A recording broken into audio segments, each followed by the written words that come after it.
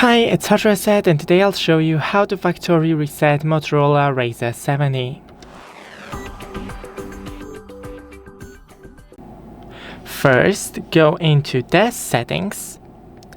From here, we need to navigate into the system, reset options, and here erase all data, factory reset.